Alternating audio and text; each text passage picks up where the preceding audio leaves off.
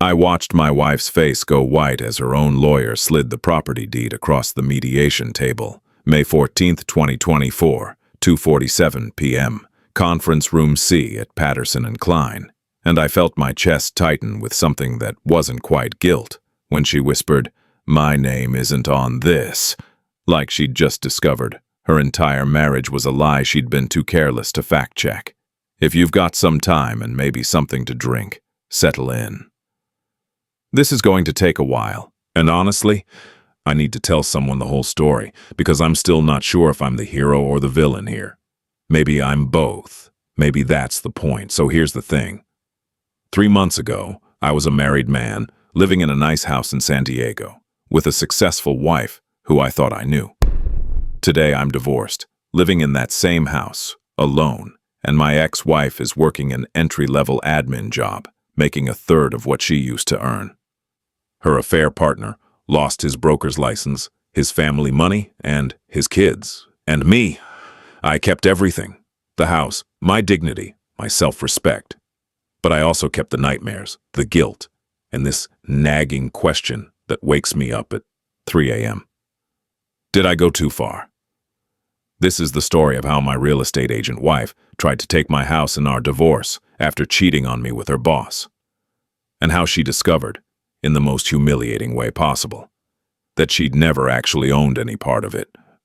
It's also the story of how I went from being the conflict-avoidant nice guy who never stood up for himself to the man who systematically dismantled two people's lives with the patience of someone who'd been quietly nursing a grudge for 7 years without even realizing it. I need to take you back to understand how we got here. Back before the affair, before the lawyers, before everything turned to ash, back to when I still believed we were building something together. Her name was Amanda. Is Amanda, I guess. Present tense still feels weird. We met in 2014 at a friend's housewarming party in North Park. I was 28, a project manager at a tech startup called Tech Vista Solutions, spending my days managing software development teams and my nights wondering if I'd ever find someone who actually got me. She was 27, a real estate agent who'd just gotten her license, full of ambition and energy and this infectious optimism that made you want to be around her. We bonded over bad experiences with exes. Mine had cheated, hers had been controlling, and this shared understanding that we were both relationship people who just wanted something stable and real. Looking back, I can see how we were both performing. I was performing stable provider guy. She was performing supportive partner who values security. We were what the other person needed in that moment. Whether we were what the other person actually wanted is a different question. We got married in June 2016. Small ceremony at Balboa Park, about 40 people, casual and sweet. I remember thinking, standing there in my rented suit, that I'd finally gotten it right, that I'd found my person. That feeling lasted about 6 years before it started curdling into something else entirely. February 2017. This is where the story really starts. Even though I didn't know it at the time, we'd been married 8 months when we decided to buy a house. Amanda had been itching for it. She was a real estate agent after all, and renting felt like failure to her. We found a place in Normal Heights, a 1920s craftsman-style house with original woodwork and a backyard big enough for the kids we were planning to have someday. Price tag, $680,000. For context, that same house is worth $1.2 million now. San Diego real estate is insane. Here's the thing, though. I paid for it. Not we paid for it, I paid for it. My father had died in August 2016, 2 months after our wedding. Sudden heart attack at 61. The life insurance payout was $150,000. Mom insisted I take half. She didn't need it, she said, and Dad would have wanted me to use it to build a life. So I had $75,000. Plus, I'd been saving aggressively for years. The down payment of $136,000. That was mine, every cent. But there was a complication. Tech Vista Solutions was being sued by a group of former contractors who claimed we'd misclassified them as 1099s instead of W-2 employees. It was a class action thing, totally standard for tech companies. But my lawyer, Robert Morrison, advised me to be careful about protecting assets until it resolved. "Keep the house in your name only," he said, "just until the lawsuit settles. We don't want them coming after marital property if this goes sideways." Made sense to me. Seemed prudent. So when we closed on February 23, 2017, only my name went on the deed. The thing is, Amanda had to acknowledge this. There was a form, acknowledgement of temporary sole ownership, that basically said she understood the house would be in my name alone, temporarily for legal protection purposes, and that this wasn't meant to exclude her from ownership permanently. I remember the moment she signed it. We were standing in our new kitchen, boxes everywhere, and I had this whole stack of closing documents spread across the island. She was on her phone, scheduling showings for clients, trying to build her business. I slid the form over to her and explained it quickly. "Company lawsuit, protect the house, temporary measure. I'll add you once this clears up." Yeah, just temporary, I get it," she said, not looking up from her phone. "Where do I sign?" She signed it. Bottom right corner. February 23, 2017 at 4:47 p.m. Then she went back to her phone. I promised I'd add her once the lawsuit resolved. 6 months tops, I said. The lawsuit settled in August 2017. Took 6 months, just like I predicted. The company paid a settlement. Nobody came after me personally. Crisis averted. And I never added her name to the deed. I tell myself it was an oversight. That I got busy, that we both got busy, that it just slipped through the cracks of daily life. Mortgage payments, work stress, her career taking off, my career stagnating, the slow accumulation of resentments that happens in any marriage. But here's the truth I only admitted to myself much later, sitting in my therapist's office, with my head in my hands. I didn't forget. Some part of me, some small, petty, self-protective part, held onto that power, kept that card in my back pocket. I didn't add her name because on some subconscious level, I was already protecting myself from the future I somehow knew was coming. Does that make me manipulative? Calculating? Maybe. Or maybe it just makes me human. Someone who'd been burned before and wasn't about to make himself completely vulnerable again. Either way, she never asked, never followed up, never checked the deed, and she was a real estate agent. Her entire job was helping people understand property ownership and deed transfers and title issues. She told clients every single day, "Make sure your name is on the deed, verify everything, read before you sign." But she didn't do it herself. The first few years were good, or at least they felt good at the time. We did the married couple thing, dinners with friends, weekend trips to Joshua Tree, paint your own pottery date nights that we'd mock even as we did them. Amanda's career took off. She went from scraping by on small rental commissions to joining the luxury home division at Coastal Realty Group by 2019. She was making 6 figures while I was stuck at $95K with no promotion in sight. I was happy for her. I really was, but I also started feeling like an accessory. Like I was the stable foundation she built her success on while she soared. I handled everything domestic. Cooking, cleaning, yard work, bills, maintenance, all the invisible labor that keeps a household running. She was always working.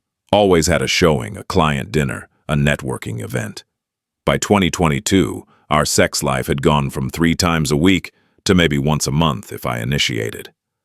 We stopped taking vacations together because she couldn't take time off during peak season, which seemed to be every season. I tried talking to her about it a few times, but those conversations always ended the same way.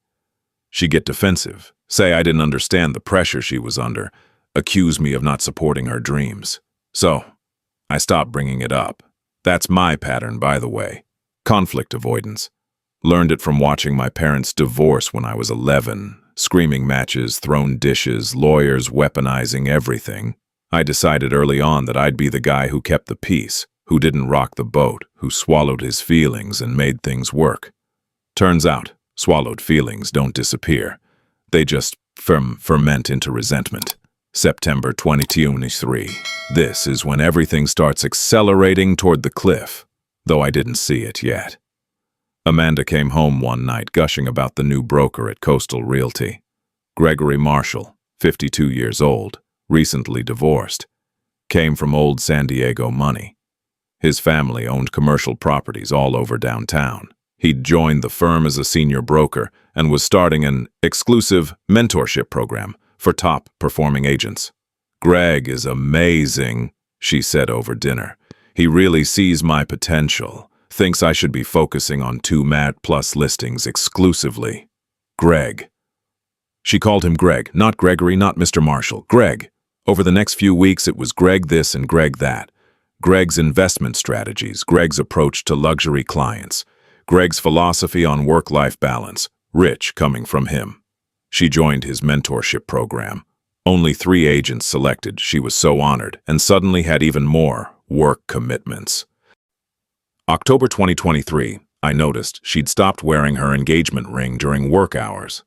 When I asked about it, she said, "Clients feel more comfortable with female agents who don't seem too settled.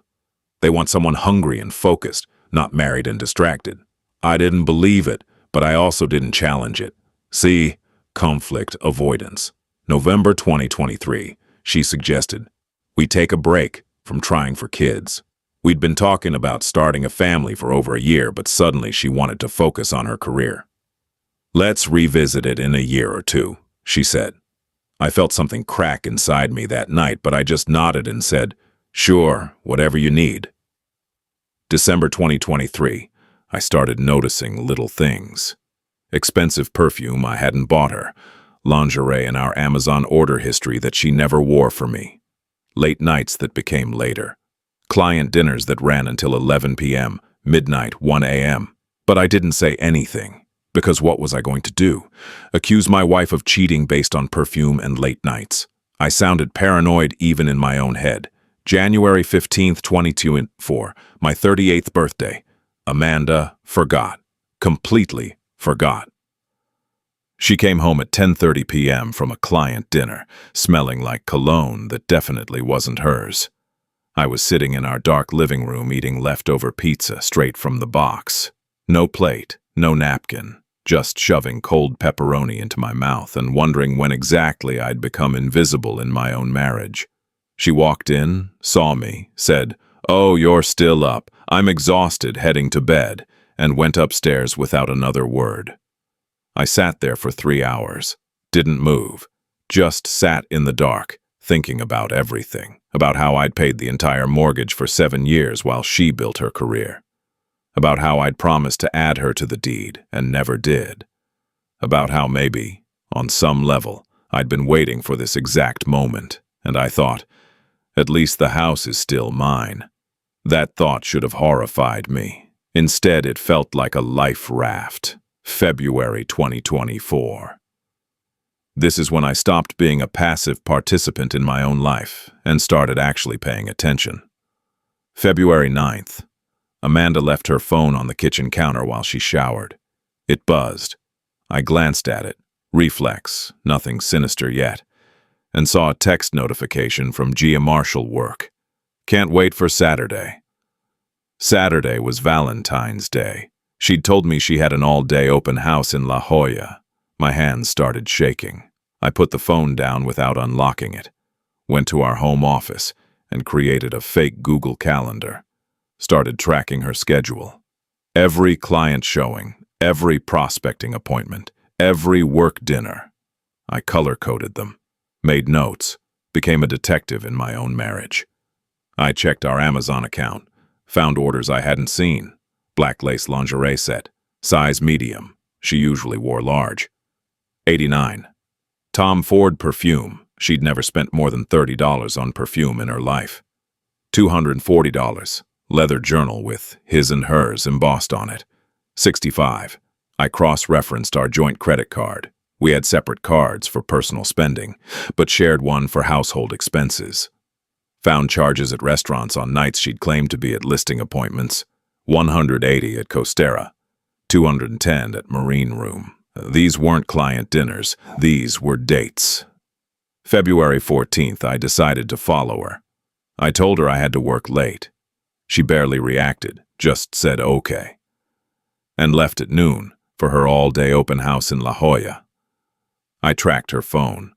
We still shared locations from a trip we'd taken in 2019, and neither of us had bothered to turn it off.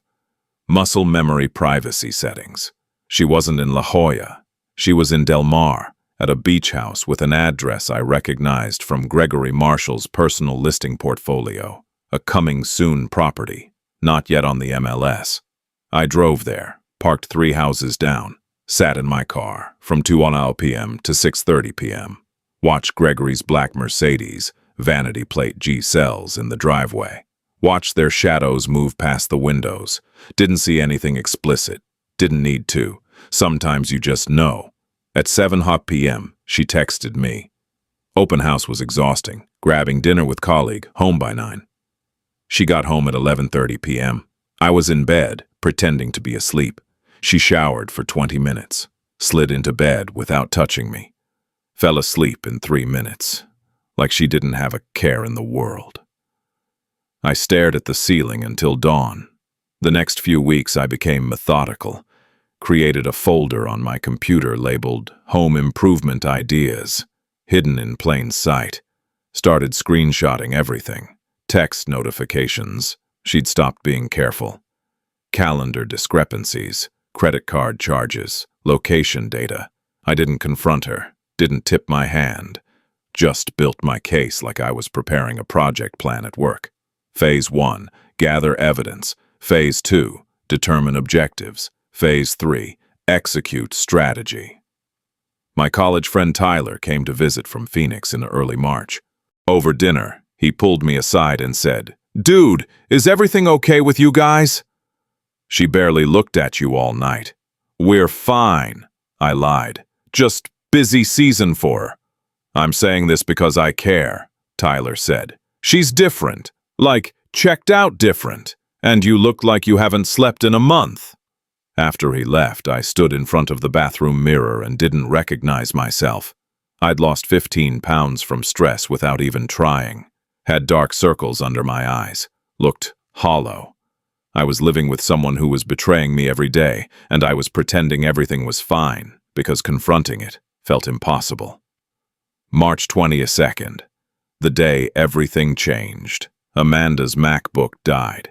She asked to use my computer to send a quick work email. I said sure, went to make coffee, came back 15 minutes later.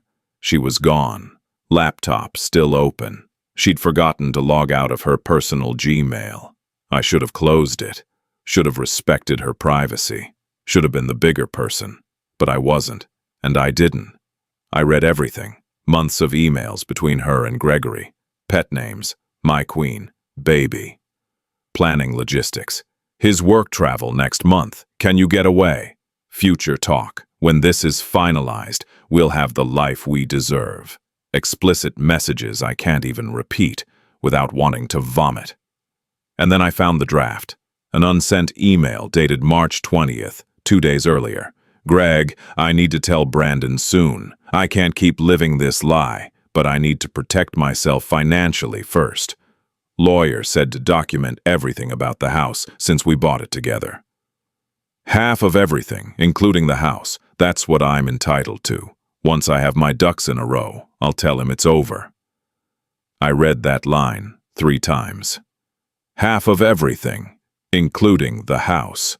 She thought she owned half the house. She'd completely forgotten or never realized that her name wasn't on the deed. She was planning to divorce me, take half of everything I'd paid for, and she didn't even know she had no legal claim to it. Something inside me went cold and calm. The shaking stopped. The anxiety vanished. I felt clear-headed for the first time in months. I took screenshots of everything, backed them up to 3 different drives, closed her email, cleared the browser history, made coffee, went to work.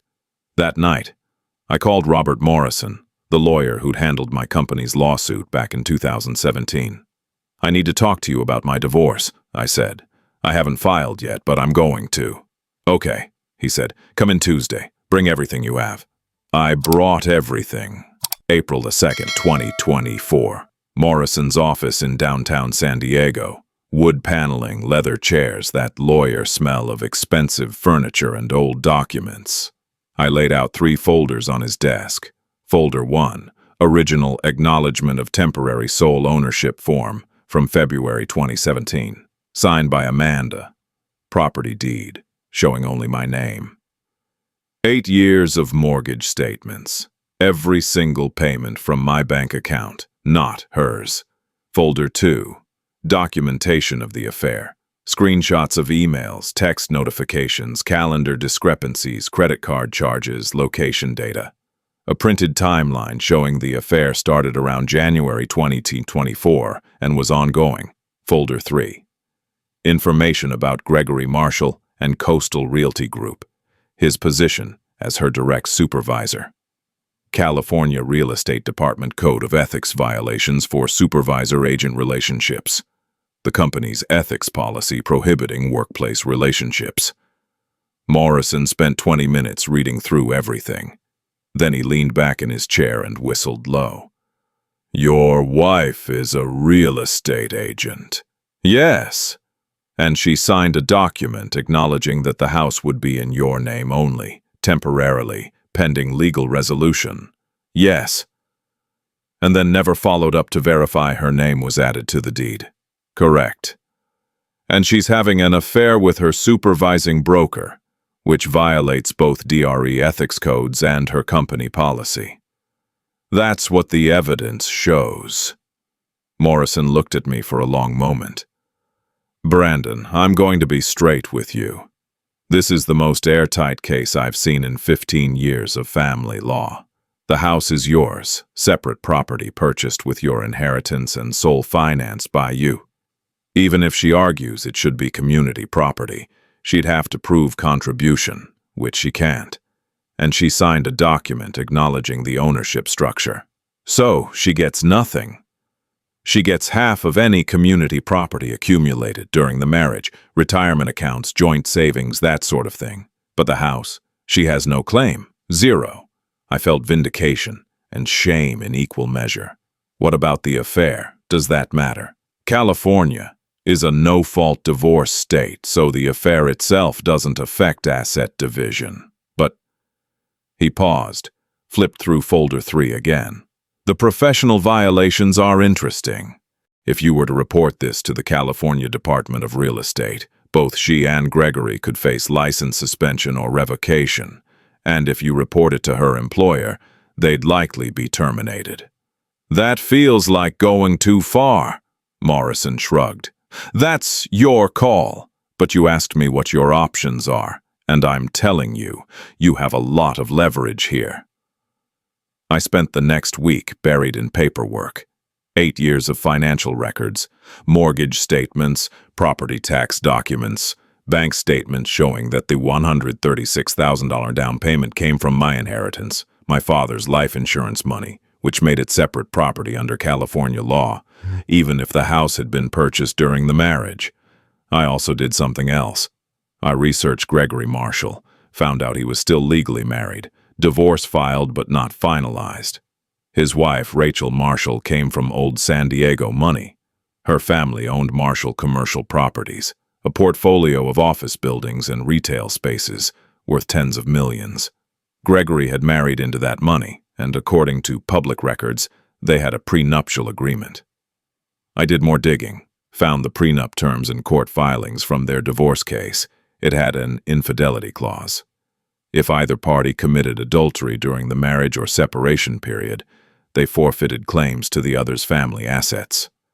Gregory was cheating with Amanda while still married to Rachel. If Rachel found out, he'd lose access to the family trust fund. He'd lose everything. I sat at my desk, surrounded by papers, and thought about what I was planning. Not just protecting my house, not just divorcing my cheating wife, but systematically destroying both their careers and his financial security. Tyler called that night. How's it going? I told him the plan, all of it. Dude, Tyler said carefully, that's scorched earth. She was going to take half my house, the house my father's death paid for. The house I've paid for alone while she built her career fucking her boss. I'm not saying she doesn't deserve consequences. I'm asking if you can live with being the guy who destroys her. I didn't answer right away. Thought about every passive moment of our marriage, every time I swallowed my feelings, every time I kept the peace instead of standing up for myself. Every year I didn't add her name to the deed because some part of me knew, on a level I couldn't admit, that I'd need this protection someday. I've been holding this grudge for 7 years without even realizing it. I finally said, maybe it's time to let it out. Tyler was quiet. Then, just promise me you'll think about whether you can live with yourself after. I promise, I lied. I filed for divorce April 25th. Had Amanda served with papers. April 26th at work, process server caught her in the Coastal Realty parking lot at 3:30 p.m. She called me immediately, screaming, "You filed without even talking to me.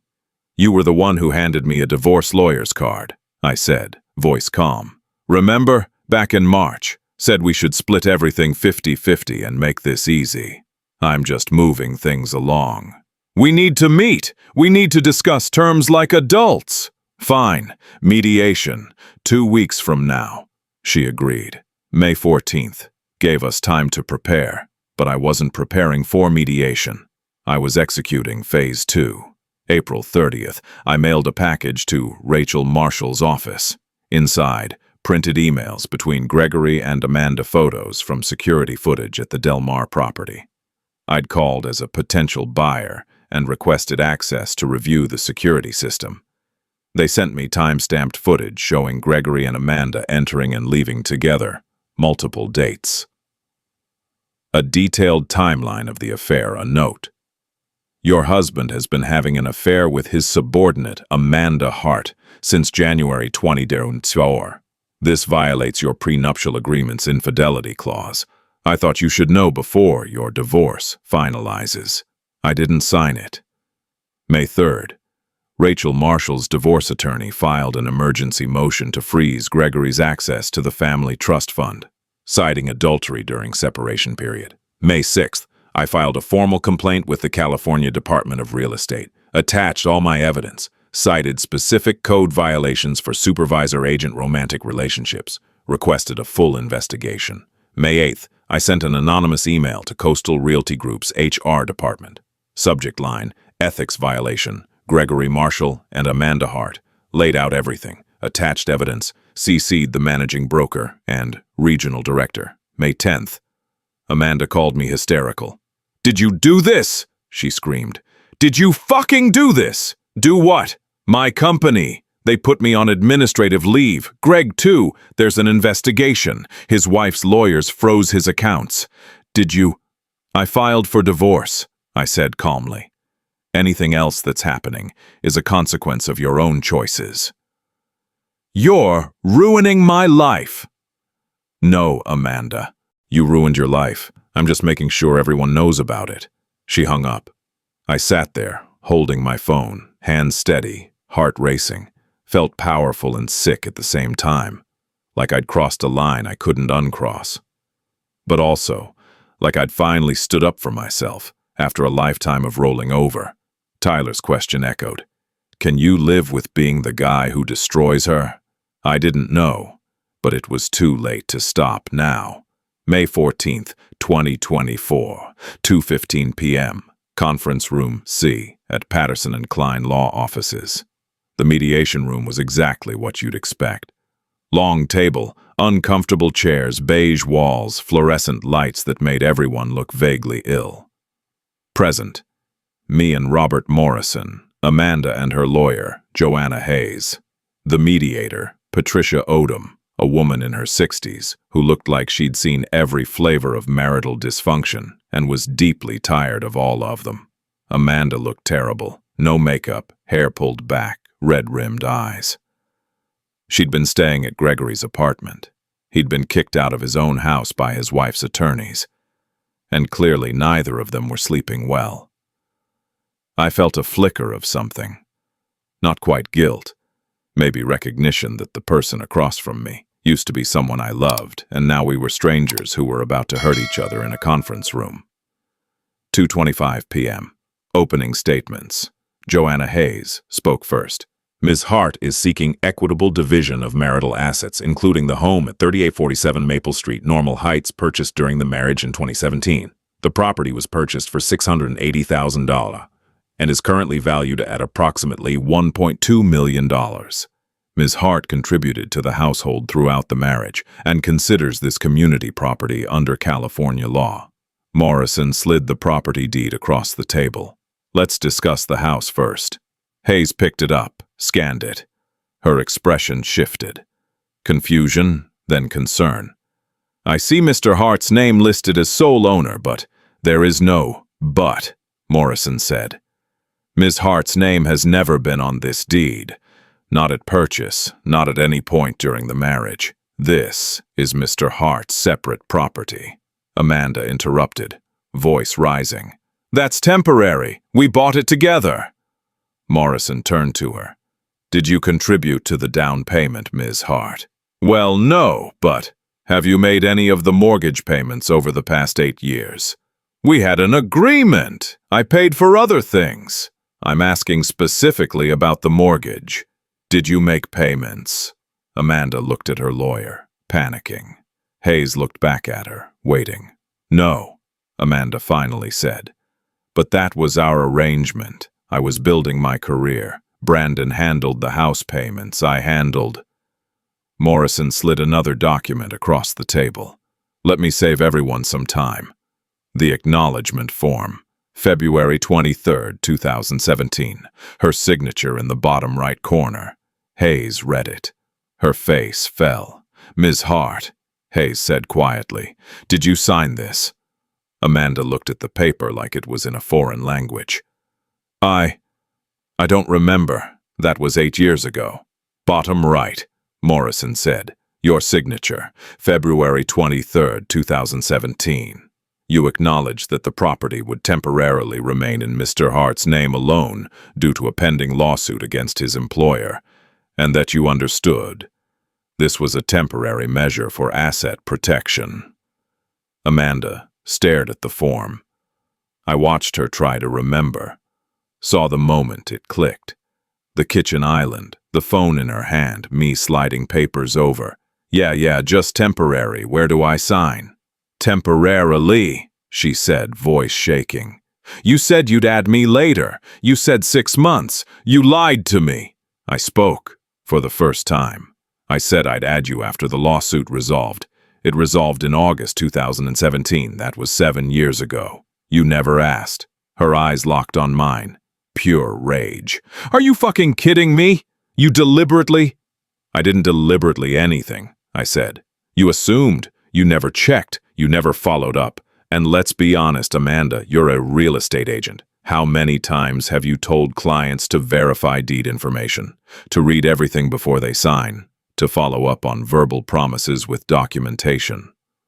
The room went silent. Even the mediator looked uncomfortable.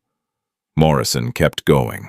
The down payment of $136,000 was funded entirely by Mr. Hart's inheritance from his late father's life insurance policy.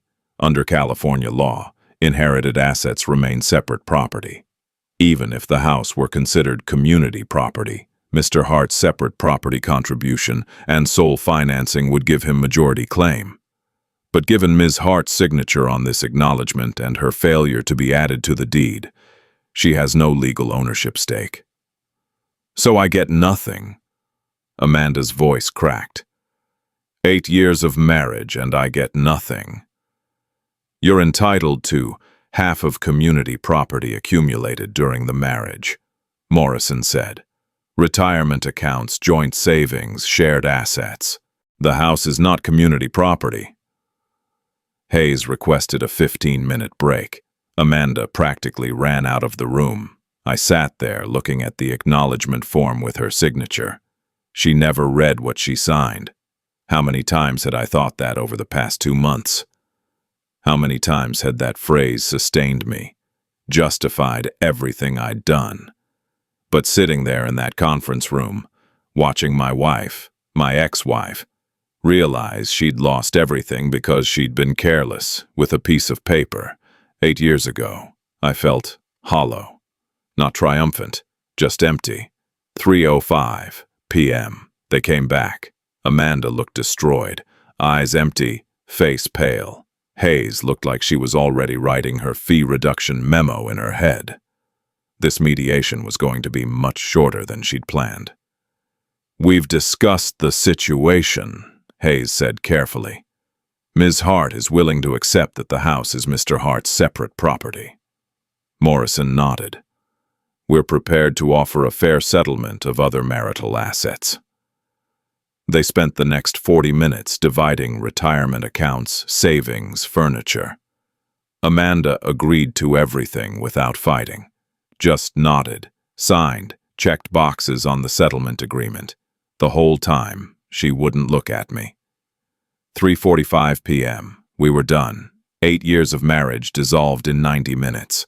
I walked to my car, heard footsteps behind me. "I hope you're happy." Amanda's voice. I turned. She looked small, defeated.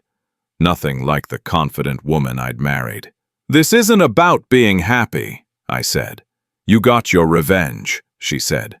"My career is over. Greg's career is over. His wife is taking everything from him. And you get to keep playing the victim while you systematically destroyed 2 people's lives." "I didn't cheat," I said. "I didn't lie. I just protected what was mine." "You held onto a 7-year grudge and waited for the perfect moment to destroy me. That's sociopathic."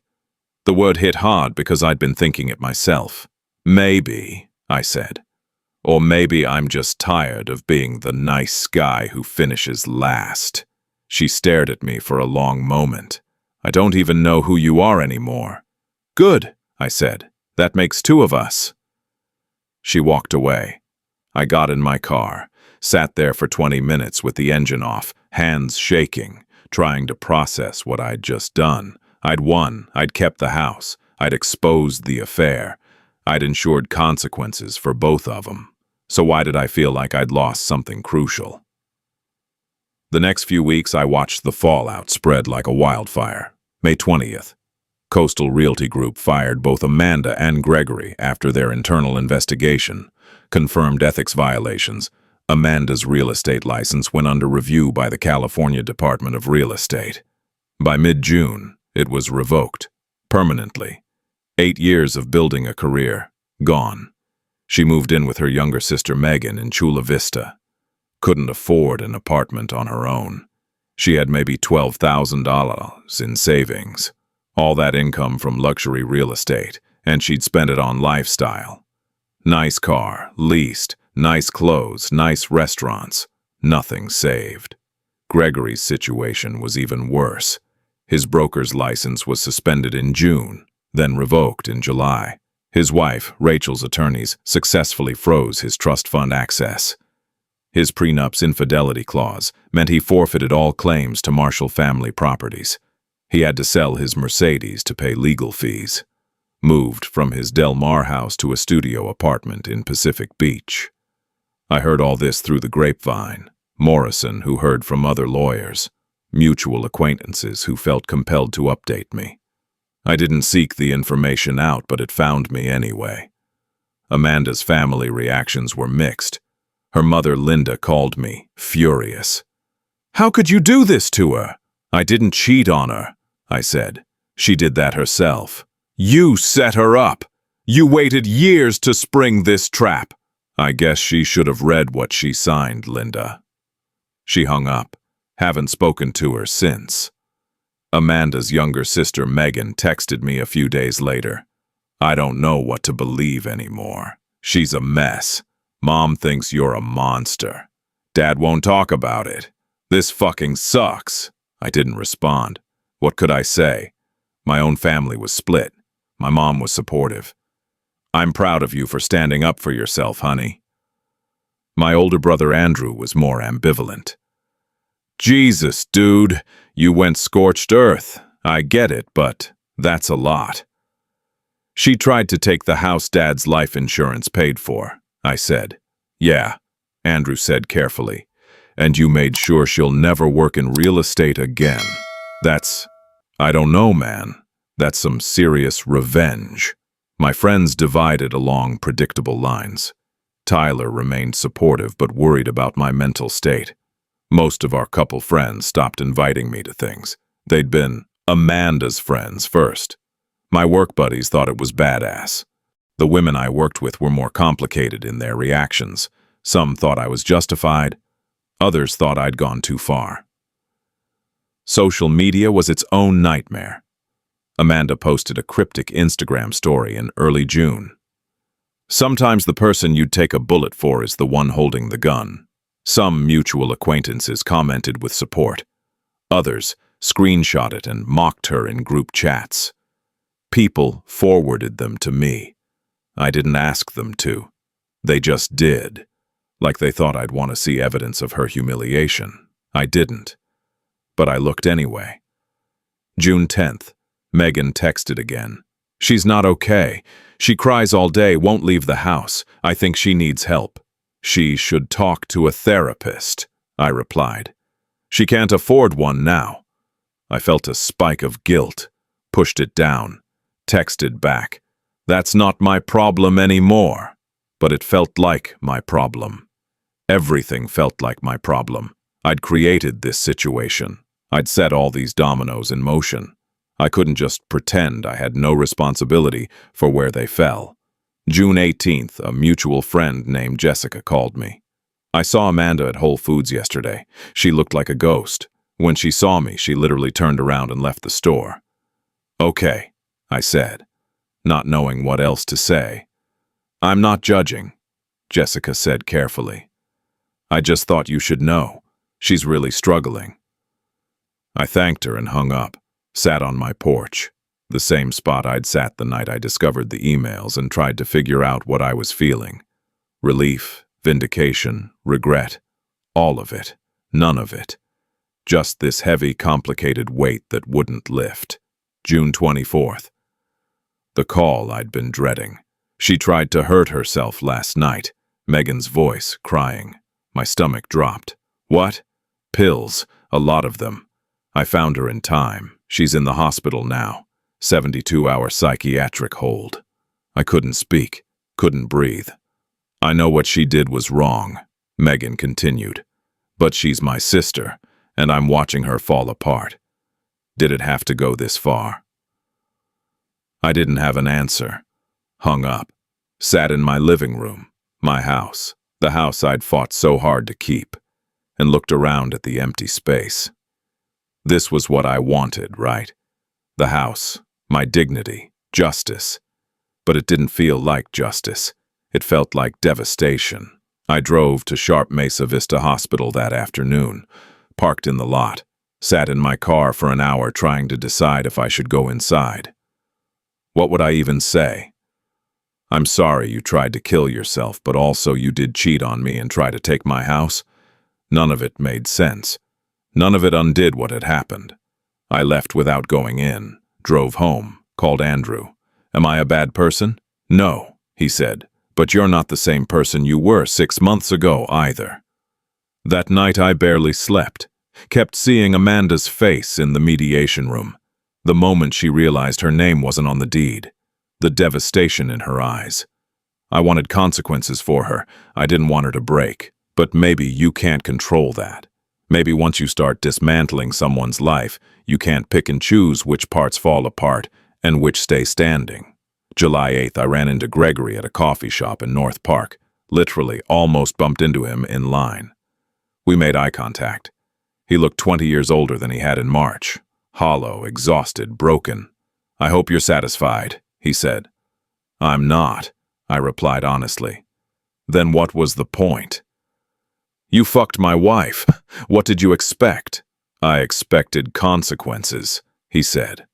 I didn't expect you to burn down my entire life. You did that yourself, I said, but it felt hollow even as I said it. He left. I got my coffee and sat in my car in the parking lot for 20 minutes, not drinking it, just holding the cup and wondering why winning felt so much like losing. August 2024. I started therapy. Not because I wanted to, because I was falling apart and didn't know how else to fix it. My sleep was terrible. Nightmares about the mediation, about Amanda's face, about the hospital parking lot where I'd sat unable to go inside. My work performance slipped. Missed deadlines, couldn't focus, zoned out in meetings. My manager Karen pulled me aside. "Are you okay? You seem distant." I told her I was going through a divorce. "My ex-husband and I went through something similar," she said. "I saw a therapist. It helped. Want her number? August 12th. First session with Dr. Laura Bennett."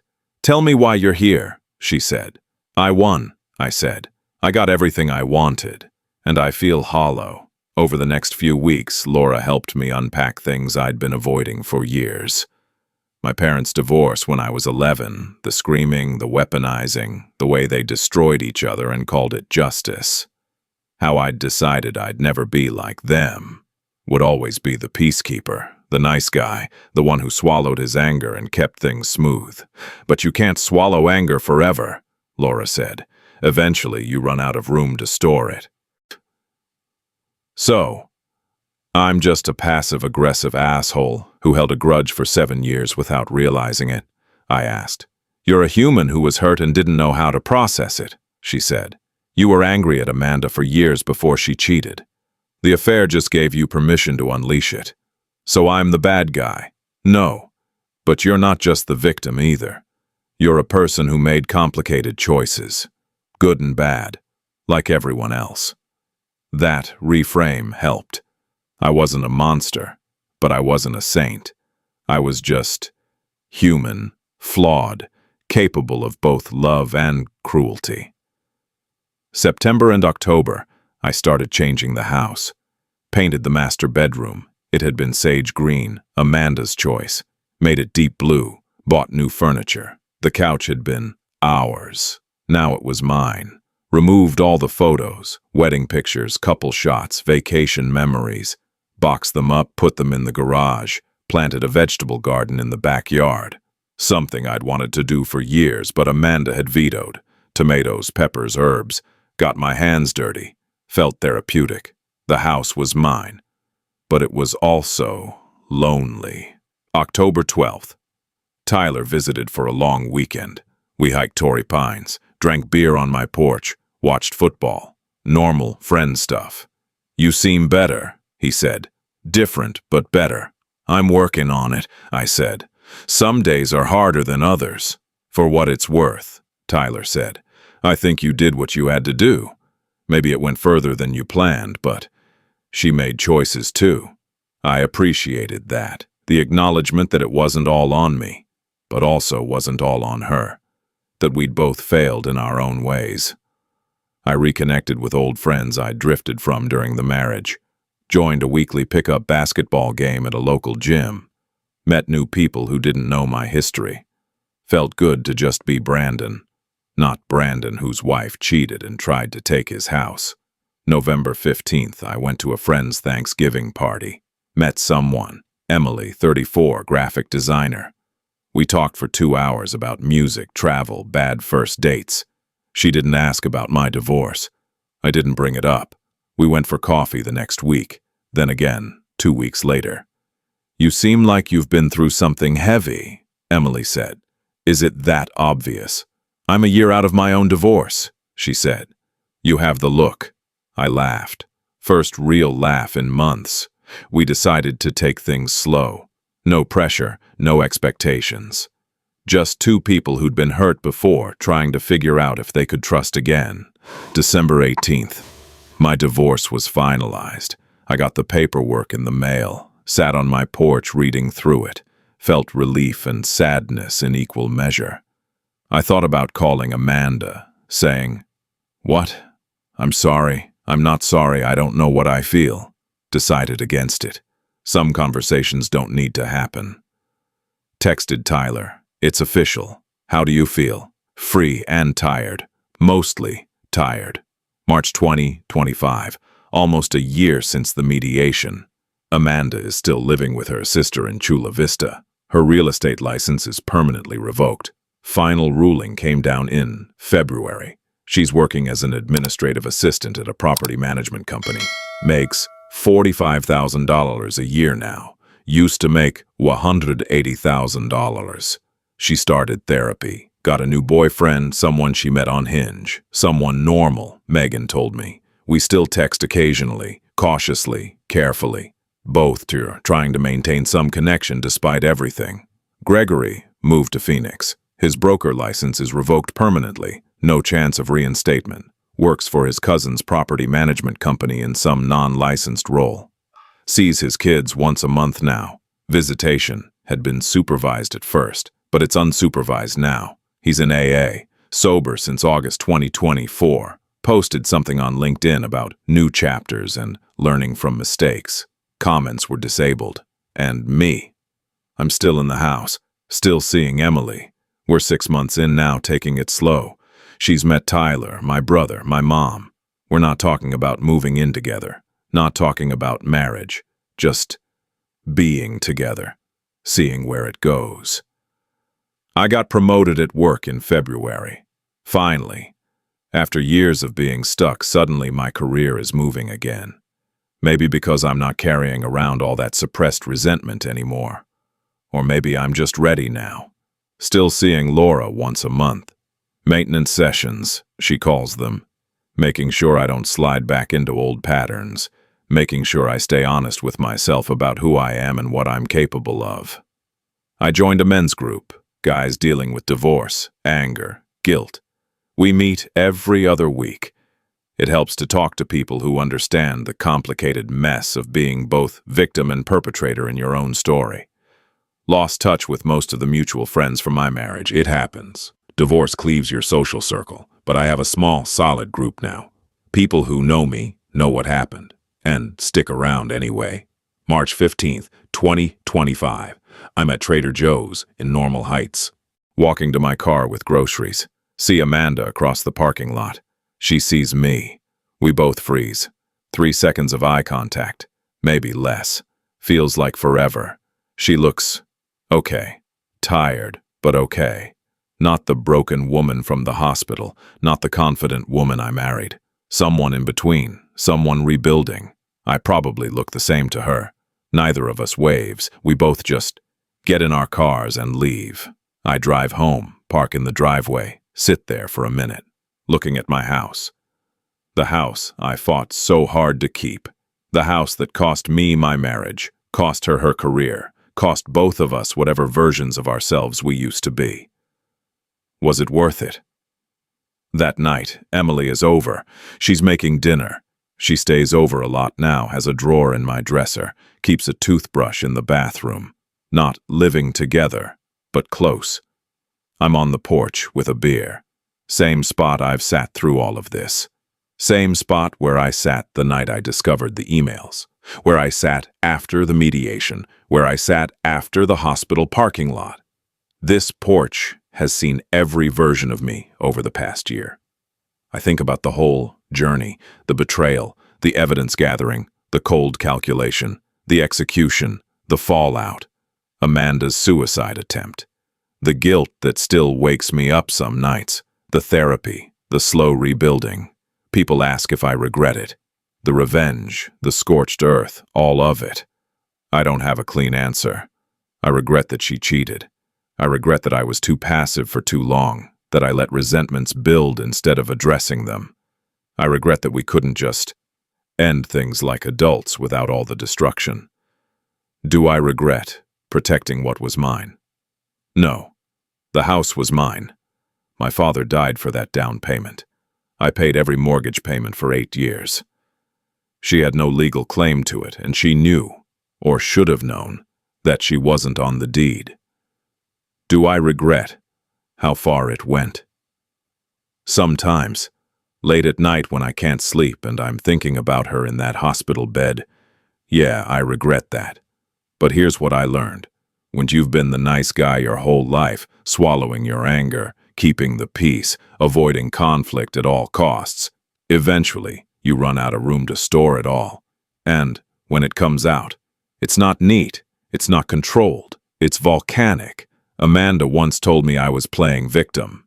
Maybe I was, or maybe I was just tired of being one. She never read what she signed. That's on her. She built her entire career telling clients to verify documents, and she didn't do it herself. That's on her. I held a grudge for 7 years without realizing it, keeping that unsigned deed like a loaded gun in my back pocket. That's on me. I systematically destroyed her career and her affair partner's life, because I could, because I had the evidence and the means and the anger. That's on me. We're both responsible for how this ended, just in different ways. I don't know if that makes me feel better or worse. I just know it's the truth. Emily calls from inside. Food's ready. I take one last look at the house. My house. The house I won. The house that cost everything. Go inside, close the door. If you've made it this far, thanks for listening. I'm still figuring out how to live with what happened. How to be the person I am now instead of the person I thought I was. Some days are better than others. Was I the hero of this story? The villain? Both? Neither? I'll let you decide. All I know is this. I learned the hard way that winning isn't always the same as being right, and sometimes protecting yourself means losing parts of yourself you didn't know you'd miss. But I'm still here, still standing, still trying to build something better than what burned down. That's all any of us can do, I guess.